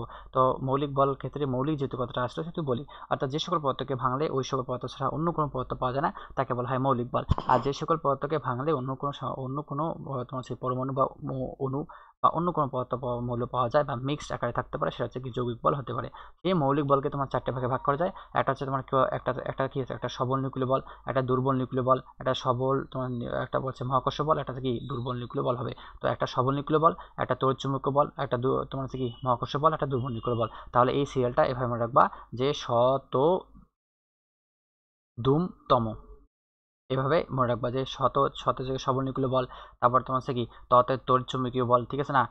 তারপর ততে দুর্বল নিউক্লিয় বল এবং মত হচ্ছে মহাকর্ষীয় বল। তাহলে এই তোমার হচ্ছে কি রেঞ্জটা মুখস্থ করতে হবে, যে তোমার প্রথম সবল নিউক্লিয় বলের চেয়ে ছোট বল হচ্ছে তোমার হচ্ছে কি তড়িৎচুম্বকীয় বল, তড়িৎচুম্বকীয় বল থেকে ছোট হচ্ছে দুর্বল নিউক্লিয় বল, দুর্বল নিউক্লিয় বলের থেকে ছোট হচ্ছে একদম সর্বোচ্চ লেভেলের ছোট হচ্ছে মহাকর্ষীয় বল। তো আমরা কি করব, এতটুকু পার্ট আমরা কি করব, সুন্দরভাবে ভাইয়ের সঙ্গে কি করব, আন্ডারলাইন করে নেব, ঠিক আছে না। যে মৌলিক বল হচ্ছে 4 প্রকার, একটা হচ্ছে মহাকর্ষ বল, চলে আসো, একটা হচ্ছে মহাকর্ষ বল, তারপর বলছে সরি বারবার দিছে হইতেছে, যে একটা হচ্ছে তোমার কি মহাকর্ষীয় বল, তারপর হচ্ছে একটা কি তড়িৎচুম্বকীয় বল, একটা হচ্ছে সবল নিউক্লিয় বল, একটা হচ্ছে কি দুর্বল নিউক্লিয় বল। যদি পারো তাহলে ইংলিশ টার্মগুলো কি করবা সুন্দরভাবে মুখস্থ করে নেবা। ইংলিশ টার্মগুলো হচ্ছে কি ইম্পর্টেন্ট, ঠিক আছে না? ইংলিশ টার্মগুলো তোমার মেডিকেল ক্ষেত্রে তোমার স্পেলিং ক্ষেত্রে আসতে পারে। এখন আমরা সুন্দরভাবে স্পেসিফিকভাবে ধরা ধরা পড়বো যে মহাকর্ষীয় বল অর্থাৎ ভরের কারণে মহাবিশ্বের যে কোনো দুটি বস্তুর মধ্যকার পারস্পরিক আকর্ষণ বলকে মহাকর্ষীয় বল বলা হয়। তাহলে এটা সিকিউর জন্য সুন্দরভাবে মুখস্থ করে নেবা যে মহাকর্ষীয় বল কাহাকে বলে, তাহলে এই হাকে বলে। তাহলে সিকিউর জন্য আমরা কি করবো, এটা পড়ে নেবো। তার বলছে তোমার এখানে এতটুকু পড়ে নেবা যে এক প্রকার কণা পারস্পরিক বিনিময় দ্বারা এই মহাকর্ষীয় বল ক্রিয়াশীল হয়, সেই কণার নাম হচ্ছে গ্রাভিটন। তাহলে গ্রাভিটেশনাল ফোর্স নিয়ন্ত্রণ করে কোন বলটা, তোমার মহাকর্ষীয় বলটা। জাস্ট এখান থেকে পুরো রিডিং দিবা, আমি যতটুকু দেখা দিচ্ছি ততটুকু দেখা নিবা। তড়িৎচুম্বকীয় বলে চলে আসো, তড়িৎচুম্বক বল থেকে এখান থেকে এতটুকু পড়বা যে তড়িৎচুম্বক বলটা কাকে বলে, এটা পড়তে হবে সিকিউর জন্য। যে তোমার এখান থেকে পড়তে হবে যে তোমার হচ্ছে কি দুটি আহিত বা চার্জিত বস্তুর মধ্যে দুটি চুম্বক পদার্থের মধ্যে এক ধরনের তোমার হচ্ছে কি বল ক্রিয়াশীল থাকে। কোন ধরনের বল ক্রিয়াশীল থাকে, এক ধরনের বল ক্রিয়াশীল থাকে, ঠিক আছে না? এদেরকে যথাক্রমে কুলম্বের তড়িৎ বল বা চুম্বক বল বলা হয়, ঠিক আছে না? এখান থেকে এতটুকু পড়লে হয়ে যাবে। তারপর এখানে এটা কি, এটা আকর্ষণ বল থাকতে পারে, অ্যাট্রাকটিভ হতে পারে, এবং বিকর্ষণ থাকতে পারে, ঠিক আছে না? রিপালসিভ থাকতে পারে। তাহলে আকর্ষণ বিকর্ষণ কাজ করে কোন বলের ক্ষেত্রে, তোমার তড়িৎ চুম্বকীয় বলের ক্ষেত্রে কি করে থাকে ভাইয়া, পুরা কাজ করে থাকে, ঠিক আছে না? এখান থেকে এতটুকু মনে রাখবা যে বিজ্ঞানীরা ধারণা করেন যে ফোটন নামক ভরহীন, তাহলে কোন নামক ভরহীন, ফোটন নামক ভরহীন। তাহলে এটা ইনফিনিটি স্টার ইম্পর্টেন্ট। তাহলে বলে দেবে যে ফোটন কণা কোন বলের ক্ষেত্রে প্রয়োগ করা হয়, যে তড়িৎচুম্বকীয় বলের ক্ষেত্রে প্রয়োগ করা হয়। অপরদিকে ওইখানে জানলাম যে গ্রাভিটন তোমার কি মহাকর্ষ বলের ক্ষেত্রে প্রয়োগ করা হয়। এখানে তোমার চার্জহীন কণা পারস্পরিক বিনিময় দ্বারা এই বল কার্যকর হয়ে থাকে। তারপর স্থিতিস্থাপক বল, আণবিক গঠন, রাসায়নিক বিক্রিয়া ইত্যাদি তড়িৎচুম্বকীয় বলের প্রকাশ করে থাকে। তাহলে এখান থেকে তোমার এতটুকু সুন্দরভাবে মুখস্থ করতে হবে যে স্থিতিস্থাপক বল, আণবিক গঠন, রাসায়নিক বিক্রিয়া কোন বলকে ত্বরান্বিত করতে পারে, প্রকাশ করে থাকে, তড়িৎচুম্বকীয় বলকে প্রকাশ করতে থাকে। এগুলা যতগুলো দেখা দিচ্ছি না কারণ যতগুলো তোমার হচ্ছে এমসিকিউর জন্য হোক বা ট্রু ফলসের জন্য হোক বা অ্যাডমিশন মেডিকেলের ক্ষেত্রের জন্য হোক, একদম ইম্পর্টেন্ট। তুমি ইগনোর করলে ভবিষ্যতে তুমি কি মেইন এক্সামে বসবা, ফেস করবা, একদম খারাপ করবা। আর ভাইয়ের কথা যারা যারা শুনবে সুন্দরভাবে দেখবা যে তোমার সুন্দরভাবে মেইন এক্সামে তুমি কমন পেয়ে গেছো, ঠিক আছে? এগুলাই বেসিক্যালি আসে। আমি পড়ে আসছি, নিজে পরীক্ষা দিয়ে আসছি, নিজে আবার পড়াচ্ছি, নিজেই 2-3 বছর থেকে আমি কি তোমার বাচ্চাদের পড়াইতেছি। তো কোন জায়গা থেকে তোমার বেসিক্যালি তোমার এমসিকিউ সিকিউ আসে তো আমি ভালোভাবে জানবো, ঠিক আছে? তারপর আমরা চলে আসি যে বলছে সবল নিউক্লিয় বলটা থেকে, এখান থেকে এতটুকু জানবা যে সবল নিউক্লিয় বল কাকে বলে, যে একটি পরমাণু নিউক্লিয়াসের প্রোটন এবং নিউট্রন দ্বারা গঠিত। অবশ্যই এখানে যদি একটা নিউক্লিয়াস থাকে তাহলে নিউক্লিয়াসে তোমার অধিকাংশ স্থানে ফাঁকা, এখানে তোমার প্রোটন থাকতে পারে এবং নিউট্রন থাকতে পারে এবং ইলেকট্রন তোমার নিউক্লিয়াসের বাইরে কি থাকতে পারে, সরি, যে ভিতরে প্রোটন এবং নিউট্রন থাকে এবং তোমার নিউক্লিয়াসের বাইরে ইলেকট্রন থাকতে পারে। এখান থেকে এতটুকু মনে রাখবা যে এদের সমষ্টিগতভাবে বলা হয় নিউক্লিয়ন বলা হয়। পরমাণু নিউক্লিয়াসে নিউক্লিয় উপাদানকে একত্রে আবদ্ধে রাখে যে শক্তি বল তাকে নিউক্লিয় বল বলা হয়। তাহলে এখান থেকে সুন্দরভাবে কি করবা, এখান থেকে এই পয়েন্টটা সুন্দরভাবে মুখস্থ করলে হয়ে যাবে যে একটি পরমাণু নিউক্লিয়াস প্রোটন এবং নিউট্রন দ্বারা গঠিত, এদেরকে সমষ্টিগতভাবে নিউক্লিয়ন বলা হয়।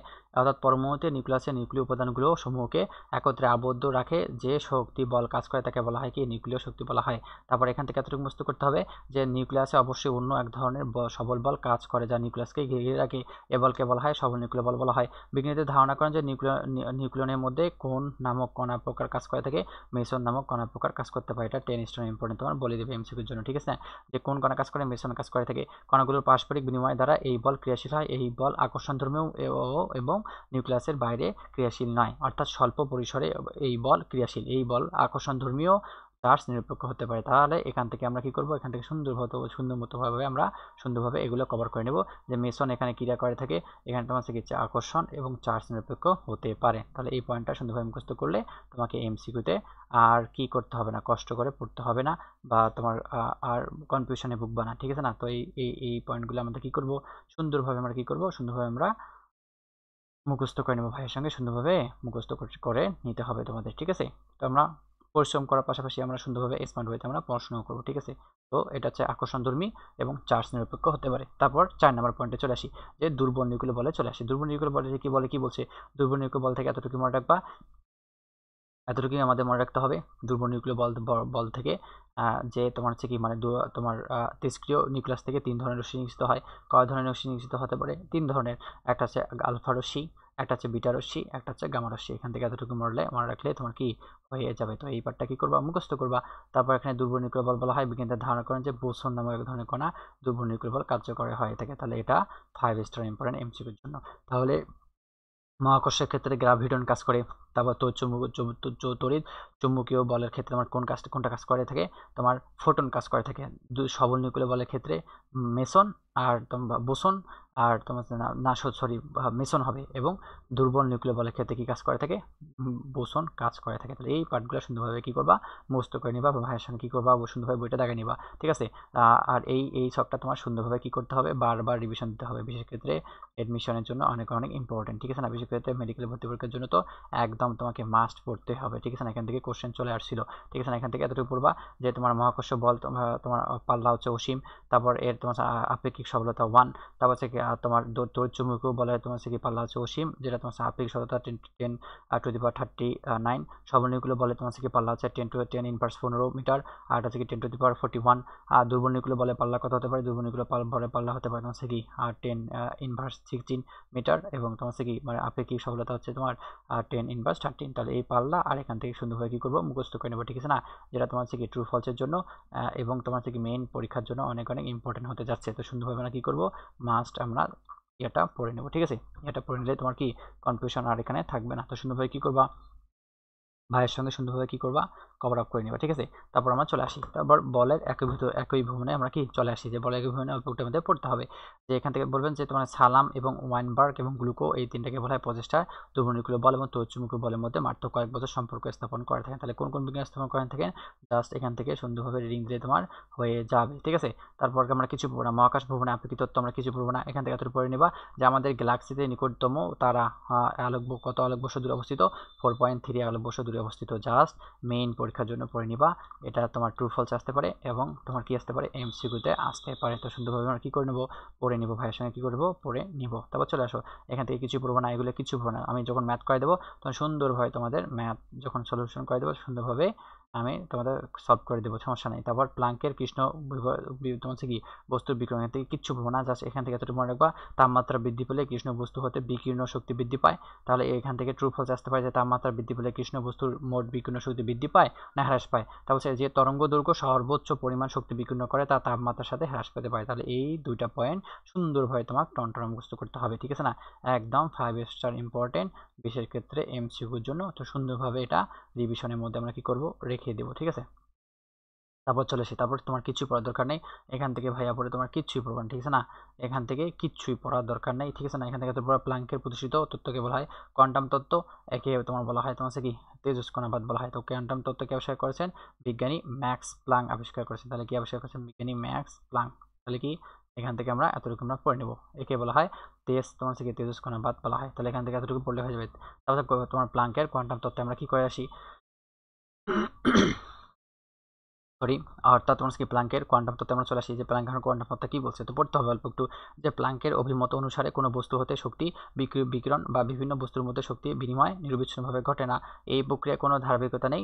শক্তির নিঃসরণ বিচ্ছিন্নভাবে খণ্ড খণ্ড আকার বা একটি গুচ্ছ বা প্যাকেটে নির্গত বা শোষিত হতে পারে। প্রত্যেকটি শক্তিকণা শক্তিগুচ্ছ একটি অবিভাজ্য একক শক্তির এই অবিভাজ্য নাম হচ্ছে কোয়ান্টাম বা ফোটন বলা হয়, ঠিক আছে না। যার তোমার যার সূত্রটা হচ্ছে এইটা, অর্থাৎ ইকুয়াল এস মিউ হতে পারে। তো এইটা সুন্দরভাবে মুখস্থ করবো, যে একেই তোমার কোয়ান্টাম প্লাং, অর্থাৎ তোমার কি কোয়ান্টাম তত্ত্বকে আবিষ্কার করেছেন বিজ্ঞানী ম্যাক্স প্লাং। দেখো এই কোশ্চেনটা তোমার আমি বলছিলাম এই কোশ্চেনটা চলে আসছিল, এটা প্রুফ দিলাম। অর্থাৎ তোমার কি 2021 থেকে 2022 সালে চলে আসছিল কোয়ান্টাম তত্ত্বের আরেকটা নাম হচ্ছে কি তির্যন কণা। এখান থেকে পড়ে নেবো। ফোটনে চলে আসি, ফোটন থেকে এতটুকু পড়ে নেবা যে ফোটন সমান এক ফোটন সমান এই সূত্রটা প্রকাশ করা হয়, অর্থাৎ ইকুয়াল তোমার কি এস মিউ দ্বারা প্রকাশ করা হতে পারে। এখান থেকে কিছু পড়বো না, জাস্ট রিডিং দিলে হয়ে যাবে, এটা আহামরি ইম্পর্টেন্ট না। ফোটন কণা থেকে আমরা পড়বো না, যদি ভাইয়া যখন আবার রিভিশন দিয়ে দেবে তখন তোমাদের বলে দিবে যে কোন পার্টটা তোমার পড়তে হবে। যদি পারো তাহলে এই সূত্রটা মুখস্থ করে নিবা, যেখানে আমরা জানি তোমার কি ইকুয়াল অন্য কালি নেই, নাহলে দেখতে পারবা না, সমস্যা হবে।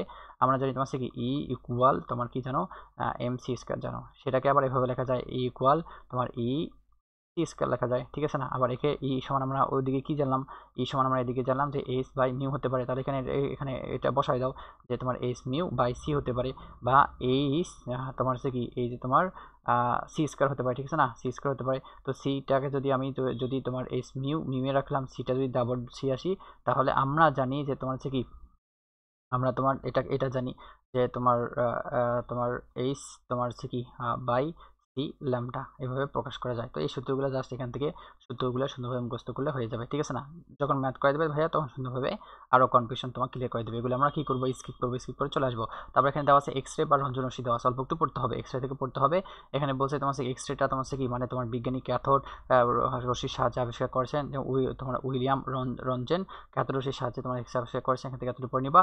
এবং তোমার একে রঞ্জনের রশ্মি বলা হয়, রঞ্জন আবিষ্কার করেছেন বিধে একে রঞ্জন রশ্মি বলা হয়। এখানে কি বলছে, দ্রুত গতিসম্পন্ন ইলেকট্রন কোনো ধাতুকে আঘাত করলে তা থেকে তোমার উচ্চ ভেদন ক্ষমতা সম্পূর্ণ এক প্রকার বিকিরণ উৎপাদন হয়। তাহলে এটা বিকিরণ করে না শোষণ করে? অবশ্যই বিকিরণ করে থাকে। এটা উচ্চ না নিম্ন? এটা হচ্ছে নিম্ন। এটা তোমার ইনফিনিটেস্টটা ইম্পর্টেন্ট, মেডিকেলে তোমার 17 থেকে 28 সালে চলে আসছিল। সো সুন্দরভাবে এটা কি করবা, সুন্দরভাবে বস্তু করবা যে দ্রুত গতিসম্পন্ন ইলেকট্রন কোনো ধাতুকে আঘাত করলে তা থেকে উচ্চ ক্ষমতা সম্পূর্ণ তোমার কি বলছে, উচ্চ ক্ষমতা সম্পূর্ণ এক প্রকার বিকিরণ উৎপাদন হয়, এই বিকিরণকে এক্স রে বলা হয়। এখান থেকে এতটুকু পড়লে হয়ে যাবে। এক্স রে তোমার প্রকৃতি কি হতে পারে, এটা তোমার কি এটা কি হতে পারে, কারিতে আমি চেঞ্জ করে নেই। এটা তোমার থেকে আর তরঙ্গ হতে পারে, লাম্বিক তরঙ্গ হতে পারে ইত্যাদি, অর্থাৎ এগুলো নয় আবার বলছে, ঠিক আছে না? অর্থাৎ এক্স রে প্রকারভেদ এক্স রে হচ্ছে তোমার কি দুই প্রকার, একটা আছে কোমল এক্স রে, একটা হচ্ছে কঠিন এক্স রে। কোমল এক্স রে তোমার কৃষি ক্ষেত্রে ব্যবহার করা হয়, যে তোমার চিকিৎসা ক্ষেত্রে ব্যবহার করা হয়। আর কঠিন এক্স রেটা তোমার কি পদার্থের গঠন, অর্থাৎ বিজ্ঞানীরা যায় তোমার কি বিভিন্ন ক্ষেত্রে তোমার আবিষ্কার তোমার করেন কোনো পদার্থ, সেগুলোর ক্ষেত্রে তোমার পরীক্ষা নিরীক্ষার ক্ষেত্রে ব্যবহার করা হয়। তাহলে যদি এমসিকিউতে কোশ্চেন চলে আসে তাহলে বলে দিবা যে তোমার এক্স রে হচ্ছে দুই প্রকার, দেয়ার আর টু পার্টস, তোমার কি হুইচ ইজ ইনক্লুড ইট কোমল তোমার কি এক্স রে আর হচ্ছে কি কঠিন এক্স রে। তো কোমল এক্স রেটা তোমার চিকিৎসা ক্ষেত্রে ব্যবহার করা হয়, আর তোমার কি কঠিন এক্স রেটা তোমার কি পদার্থের কঠিন প্রকৃতি নিয়ে এবং বিভিন্ন গবেষণা কাজে ব্যবহার করা হয়। এখান থেকে এতটুকু পড়ে নিবা।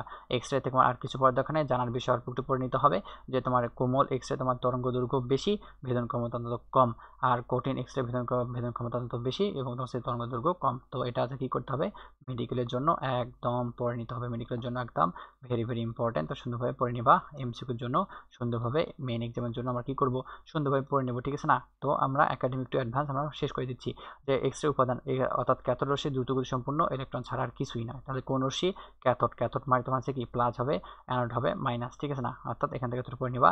এখান থেকে যদি পারো তাহলে সুন্দরভাবে নাইস টু নো লিখে দিতে পারো, নাইস টু নো। আর এখান থেকে আমরা বড়জোর কিছুই পড়বো না, ঠিক আছে না? বা জাস্ট আমরা কি করব, এখান থেকে রিডিং দেবো। তো এক্স রে কীভাবে আসতে পারে, কীভাবে দেখে আমাদের পুরুষ করে, কীভাবে শনাক্ত করে সুন্দরভাবে ভাইয়া পড়াই দেবে, ঠিক আছে না? এখান থেকে কিছু পড়বো না, এগুলো বেসিক্যালি আসে না। এখান থেকে এতটুকু মনে রাখতে পারো যে মিউ ইকুয়াল লেখা যায় তোমার কি সি বাই ল্যামডা লেখা যেতে পারে, ঠিক আছে? তারপর এখান থেকে কিছু পড়বো না যে তোমার এক্স রে উৎপাদনের জন্য কিনোটন, বিটোটন প্রভৃতি অনেক আধুনিক যন্ত্র ব্যবহৃত হয়েছে, তবে যন্ত্রের মূলনীতি একই, অর্থাৎ কাজটা হচ্ছে একই। Just go for reading. এখান থেকে আহামরি আমরা কি পড়বো না, কিছুই পড়বো না, জাস্ট আমরা পেজ স্কিপ করবো যে এক্স রে রশ্মি এবং দৃশ্যমান রশ্মি তোমাকে পড়ে নিতে হবে, এটা অল্প একটু পড়ে নিতে হবে। এটা তোমার কি বিশেষ করে তোমার কি মেডিকেল ভর্তি পরীক্ষার জন্য অনেক অনেক ইম্পর্টেন্ট, এবং এসএসসি তোমার জন্য এসএসসির জন্য এমসিকিউ বলো অথবা তোমার সিকিউজ বলো, একদম বক্সটা তোমার থেকে ইম্পর্টেন্ট। আমি নর্মালিভাবে বলে থাকি যে যেগুলো বক্স, এগুলো তোমার কি বক্সগুলো আসলে তোমার থেকে ইম্পর্টেন্ট, ভেরি ভেরি ইম্পর্টেন্ট। তো আমরা পড়ে নেবো যে এক্স রে রশ্মি একটা দেওয়া আছে, দৃশ্যমান রশ্মি দেওয়া আছে। যে এক্স রে রশ্মি তড়িৎচুম্বকীয় তরঙ্গ, আর দৃশ্যমান হচ্ছে তোমার কি তড়িৎচুম্বকীয় তরঙ্গ হতে পারে। এক্স রে রশ্মি কণার ধর্ম প্রদর্শন করে, আর এটা দৃশ্যমান আলো তোমার কণা ধর্ম প্রদর্শন করতে পারে। তারপর এক্স রে রশ্মি তড়িৎ ক্ষেত্র বা তড়িৎ চুম্বকীয় দ্বারা বিকৃত হয় না, আর এটা তোমার কি এটা হচ্ছে কি তড়িৎ ক্ষেত্র বা বিকৃত হয় না। তোমার এক্স রে তোমার কি রশ্মি, তো তোমার কি রশ্মির বেগ হচ্ছে তোমার 3 × 10⁸, আর এটা হচ্ছে 3 × 10⁸। এর প্রতিফলন, প্রতিসরণ, ব্যতিচার, অপবর্তন, সমবর্তন ঘটানো সম্ভব। এটা তোমার কি প্রতিফলন, প্রতিসরণ, ব্যতিচার, অপবর্তন, সমবর্তন ঘটানো সম্ভব, ঠিক আছে না? পড়তে হবে যে এক্স রে ফটোগ্রাফিক প্লেটকে প্রভাবিত করে, আর দৃশ্যমান আলো রশ্মির ফটোগ্রাফিক প্লেটকে প্রভাবিত করতে পারে। এটার তরঙ্গ দৈর্ঘ্য তোমার 10⁻৯ মিটার থেকে 10⁻11 মিটার, আর এটার তরঙ্গ দৈর্ঘ্য হচ্ছে 10⁻7 মিটার। তো 7 নম্বর পয়েন্টটা ইম্পর্টেন্ট, পড়ে নিবা, ঠিক আছে? তারপর এর কম্পাঙ্ক অনেক বেশি, আর দৃশ্যমান আলোর কম্পাঙ্ক অনেক কম। এর ভেদন ক্ষমতা অনেক বেশি, আর এটা ভেদন ক্ষমতা অনেক কম নেই বললেই চলে, বা কম। এক্স রে রশ্মিকে আয়নিত করতে পারা যায়, আর এটাকে কী করা যায়, আয়নিত ক্ষমতা একদমই নেই, তো করা যায় না। এটা দৃশ্যমান করে, তোমার এক্স রে রশ্মি বস্তুকে দৃশ্যমান করে না, আর এটা কী করে থাকে, দৃশ্যমান করতে সাহায্য করে থাকে। তো এই ট্রু ফলসগুলো সুন্দরভাবে কী করবা, মুখস্থ করে নেবা, ঠিক আছে না? ভাইয়ের সঙ্গে মুখস্থ করলে হয়ে যাবে। তারপর আমরা নেক্সট পেজে চলে যাই। নেক্সট পেজে আর কী দেওয়া আছে দেখো তো, চলো দেখি। অর্থাৎ তোমার এক্স রে রশ্মির ধর্ম দেওয়া আছে। এক্স রে রশ্মি তোমার থেকে এতটুকু আমাদের পড়তে হবে, এটা অল্প একটু ভেরি ভেরি ইম্পর্টেন্ট টপিক, তোমাকে কী করতে হবে, মুখস্থ করতে হবে এবং রিভিশনের মধ্যে রাখতে হবে। তো ভাই ভাইয়ের সঙ্গে সুন্দরভাবে কী করবো আমরা পড়ে নেব। চলো আমরা পড়ে নিই। যে বলছে এক্স রে সরলরেখা গমন করে, তার যদি কোশ্চেন যদি এমসিকিউতে আসে যে এক্স রে কী রেখায় গমন করতে পারে, এক্স রে তোমার হচ্ছে কি সরলরেখায় গমন করতে পারে। এক্স রে কে এটা দৃশ্য না অদৃশ্য? অবশ্যই অদৃশ্য হবে। এটা তড়িৎ চুম্বকীয় আর তরঙ্গ হতে পারে। দেখায় নাও। তারপর সেক্ষেত্রে এত তরঙ্গ দৈর্ঘ্য এত অ্যাংস্ট্রম বিশিষ্ট বা 10⁻7 মিটার। তারপরে এই তরঙ্গ দৈর্ঘ্য 10⁻7 বা 1 অ্যাংস্ট্রম হতে পারে। এর বেগ হতে পারে তোমার হচ্ছে কি 3 × 10⁸ মিটার পার সেকেন্ড হতে পারে। এটা অন্তত ক্ষমতা বেশি এবং এর প্রতিক্রিয়া রয়েছে। এটা হচ্ছে এই যে আমি ছকটা দেখা দিলাম না এদিকে, এই ছকটা থেকে ওইখান থেকে অতটুকু পড়লে হয়ে যাবে। আর কিছু পদ দেখানো, এখানে জাস্ট খালি রিডিং দিলে হয়ে যাবে। অর্থাৎ যে কোনো একটা পড়বা, সুন্দরভাবে যে কোনো একটা পড়লে হয়ে যাবে। এটা প্রতিফল সৃষ্টি করতে পারে, এটা বিক্ষিপ্ত হয় না, কোনো চার্জ নেই, আয়নিত করে, তারপর তোমার আলোর বিদ্যুৎ প্রক্রিয়া প্রদর্শন করতে পারে। এটা প্রতিফলন, তোমার ব্যতিচার, সমবর্তন প্রদর্শন করতে পারে না, ঠিক আছে না। আর তারপর কোষকে ধ্বংস করতে পারে। এগুলো পড়লেই তোমার হয়ে যাবে। এটা তোমার কি তোমার রশ্মি তীব্রতার ব্যস্তানুপাতিক তোমার কি মেনে চলে। তাহলে 16 নাম্বারটা একদম ভেরি ভেরি ইম্পর্টেন্ট। 16 নাম্বারটা মনে রাখলেই হয়ে যাবে। এক্স রে ব্যবহার কি কি কৃষিক্ষেত্রে ব্যবহার করা হতে পারে, হেডলাইনগুলো মুখস্থ করবো। চিকিৎসা ক্ষেত্রে, তারপরে গোয়েন্দা বিভাগের ক্ষেত্রে, শিল্পক্ষেত্রে এবং কি ব্যবসা ক্ষেত্রে এবং পরীক্ষা ক্ষেত্রে ব্যবহার করা হয়। তাহলে এগুলো আমরা কি করবো, সুন্দরভাবে পড়ে নেব। এক্স রে রশ্মি আয়নিত কণা নয়, তড়িৎ চুম্বকীয় কণা। তাহলে এটা ট্রু ফলসের জন্য আসতে পারে। তড়িৎ রশ্মি চুম্বক ক্ষেত্র দ্বারা এক্স রে রশ্মি বিকৃত হয় না। তাহলে এখান থেকে আমরা এতটুকু পড়ে নেব। আর হেডলাইনগুলো এখান থেকে সুন্দরভাবে হেডলাইনগুলো সুন্দরভাবে মুখস্থ করলে হয়ে যাবে।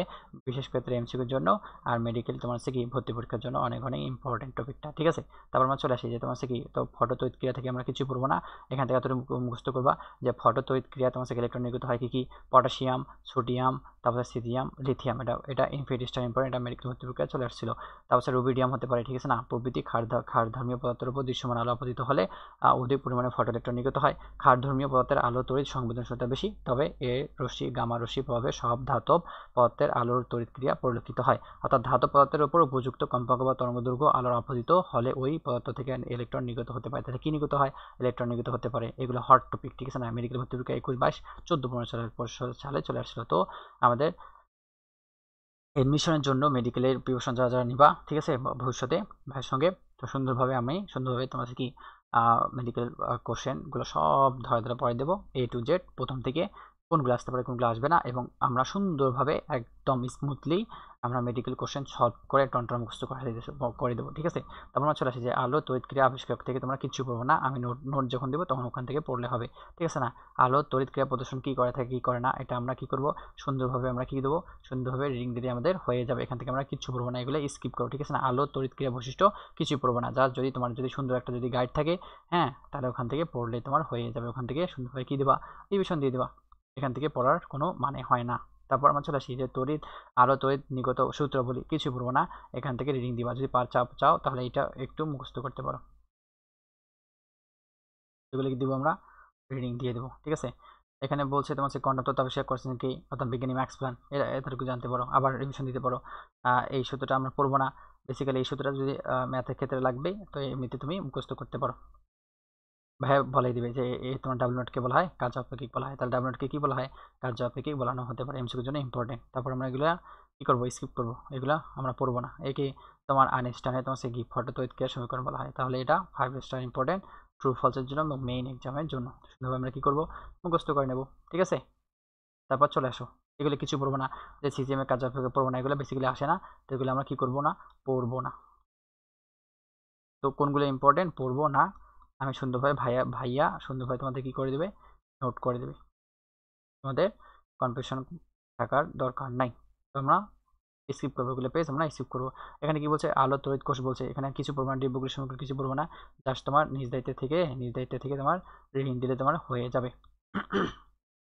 চলে আসো, ডিম্বগুলি থেকে কিছু পড়বো না আমরা কিছু পড়বো না, জাস্ট এতটুকু মুক্ত করতে পারো আমরা, যে এম হচ্ছে কণিকার ভর, বি হচ্ছে বেগ, আর এম ভি হচ্ছে ভরবেগ, ঠিক আছে না। ভর এবং বেগের গুণফল বলা হয় ভরবেগ, ঠিক আছে না।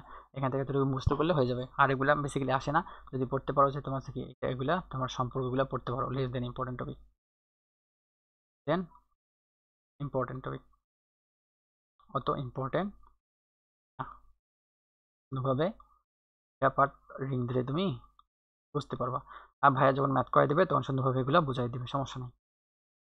এগুলো আমরা কিছু পড়বো না, আলোর কণার দ্বৈততা কিছু পড়বো না, রিডিং দিয়ে দেবো, এগুলো ইম্পর্টেন্ট না। সরি, এগুলো আমরা স্কিপ করবো, এগুলো মেনলি তোমার এক্সামে আসে না, ঠিক আছে। তো তারপর এখানে কি বলছে কম্পোনেন্ট ক্রিয়া বলছে, ঠিক আছে না। কম্পোনেন্ট ক্রিয়া থেকে আমরা একটু পড়ে নেব যে তোমার আলোর তেজস্কণা প্রতিষ্ঠা হওয়ার পর বিজ্ঞানী কম্পটন 1925 খ্রিস্টাব্দে প্রস্তাব করেন যে কোনো একটি শক্তিশালী ফোটনের সাথে পদার্থের কণিকা ইলেকট্রন সংঘর্ষের ফলে ফোটনটি ইলেকট্রনকে কিছু শক্তি প্রদান করে, ফলে ফোটনের নিজস্ব শক্তি কিছু পরিমাণ হ্রাস পায়। কে বলছে? তারপর এখানে বলছে এভাবে ফোটনের নিজস্ব শক্তি ব্যয় হওয়ার ফলে বিক্ষিপ্ত ফোটনের শক্তি আপতিত ফোটনের চেয়ে কম হতে পারে, অর্থাৎ বিক্ষিপ্ত ফোটনের তরঙ্গ দৈর্ঘ্য আপতিত তরঙ্গের দৈর্ঘ্যের অনেক বেশি। তরঙ্গের দৈর্ঘ্য পরিবর্তনকে বলা হয় কম্পোনেন্ট ক্রিয়া বলা হয়। জাস্ট রিডিং দিবা, কিছু পড়ার দরকার নাই, এটা ইম্পর্টেন্ট টপিক না, বেসিক্যালি তোমার মেইন এক্সামের জন্য ইম্পর্টেন্ট না, এগুলো আমরা রিসিভ করবো।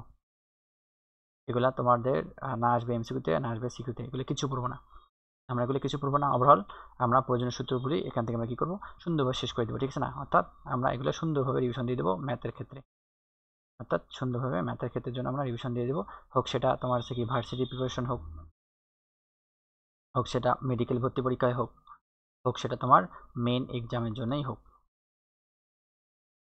সেটা এমসিকিউর জন্য এই সূত্রগুলো তোমার মাস্ট রিভিশন দিতে হবে। সব সূত্র কি করে দিবা, মাস্ট রিভিশন দিবা, ঠিক আছে না। এখান থেকে আমরা আজকে অবধি আমরা এতটুকু শেষ করে দিলাম ভাইয়া পুরা। এতক্ষণ তোমাদের এই প্ল্যাটফর্মে তোমার কি কষ্ট করে ধৈর্য সহকারে যুক্ত থাকার জন্য অনেক তোমাদের ধন্যবাদ, ঠিক আছে। তোমরা অনেক পরিশ্রমী, ঠিক আছে না। আমাদের ব্যাচে যারা তোমরা আসো ক্লাসটা করতেছো, তারা সুন্দরভাবে ভাইয়ের উপর বিশ্বাস রাখো, ভাইয়ের সুন্দরভাবে তোমাদের তাড়াতাড়ি শেষ করে দিবে এবং আমরা সুন্দর একটা প্রিপারেশন নিয়ে আমরা পরীক্ষা হলে বসবো ইনশাআল্লাহ, ঠিক আছে। তো দেখা হবে বিজয়, সবাই ভালো থাকো, নিজের শরীরের প্রতি যত্নশীল হও এবং পড়াশোনাটা মন দিয়ে করো। দেখা হবে অতি শীঘ্রই তোমাদের সঙ্গে, রুটিন অনুযায়ী তোমাদের ক্লাসে দেখা হবে, ঠিক আছে। নতুন একটা টপিক নিয়ে, এই অধ্যায় টপিক নিয়ে বা বায়োলজি বা ফিজিক্স কেমিস্ট্রি যে কোনো একটা তোমার টপিক নিয়ে ক্লাস আমি নিয়ে আসতেছি অতি শীঘ্রই। তো সবাই আমরা কি করব, ভালো থাকবো এবং মন দিয়ে পড়াশোনা করব, কখনো মন খারাপ করে থাকবো না আমরা, ঠিক আছে। তো ওভারঅল তোমাদের সবাইকে ধন্যবাদ। হ্যাঁ, আজকে টাটা, অনেক ধন্যবাদ। তো আসসালামু আলাইকুম রহমতুল্লাহি ওয়া বারাকাতুহু।